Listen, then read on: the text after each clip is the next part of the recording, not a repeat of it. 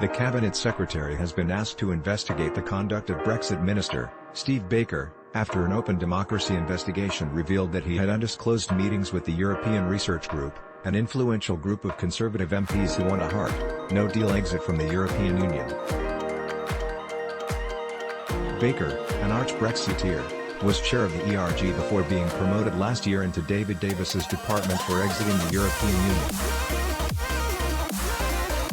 But the Tory minister continues to play a leading role in the ERG, attending private meetings of the anti-EU group in Westminster and corresponding regularly with ERG members, including current chairman, Jacob Rees-Mogg, in contravention of ministerial rules. None of these meetings nor Baker's correspondence with ERG MPs has been included in transparency records published by Dexia through a sequence of Freedom of Information requests sent to Dexia, and in discussions held with senior Whitehall sources. Open Democracy has established how Baker avoided publicly disclosing his continuing links with the ERG by claiming his attendance at their private events were not in his capacity as a minister and therefore did not need to be listed in quarterly disclosures of relevant meetings. Reporting Brexit at one ERG breakfast meeting held on October 17 last year in Terrace Dining Room C in Westminster. Baker was in the audience alongside 20 ERG MPs. The agenda of the meeting was reporting Brexit. A senior political journalist from a pro-Brexit newspaper gave a brief speech about his perceptions of the Brexit process so far. This was followed by a question-and-answer session. Baker did not speak but was described as quietly attentive by one attendee. Also in attendance was Suella Braverman, Nate Fernandez, who chaired the ERG before being promoted in January this year to a ministerial role alongside Baker at Dexia. Braverman last year gave an embarrassing interview to Channel 4 News where she claimed the membership list to the ERG was publicly available, but then refused to give any details, effectively saying the makeup of the ERG was known only to its members. Baker's appearance at this meeting was not disclosed as part of Dexia's routine transparency obligations.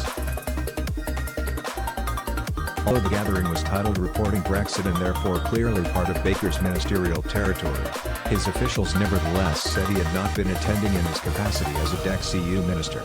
Within a few days of the ERG breakfast, there were renewed media reports that Theresa May needed to do more planning for a no-deal Brexit. Of other events hosted by ERG over the last 18 months, Dexia would only confirm Baker had not attended as a minister. Officials also confirmed they held correspondence between Baker and MPs known to be members of the ERG.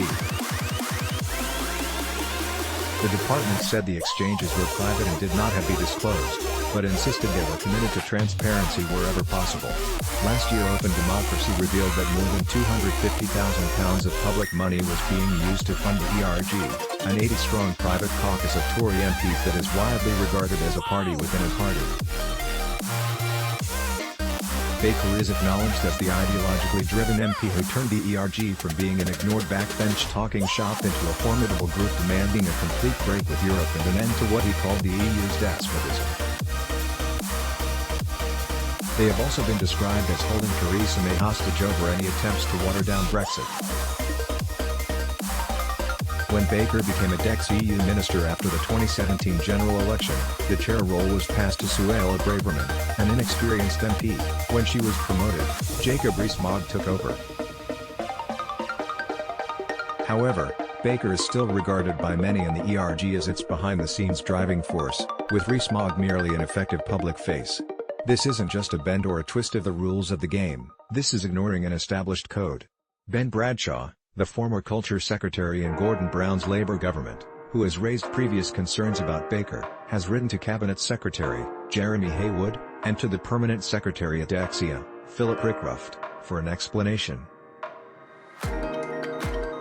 Bradshaw told Open Democracy, "I wrote and tabled parliamentary questions for months about undisclosed meetings Mr. Baker held with the controversial hard Brexit lobbying organisation, Legatum, which he failed to answer, only for it to be revealed that he, indeed had numerous meetings with this organisation which he had not declared."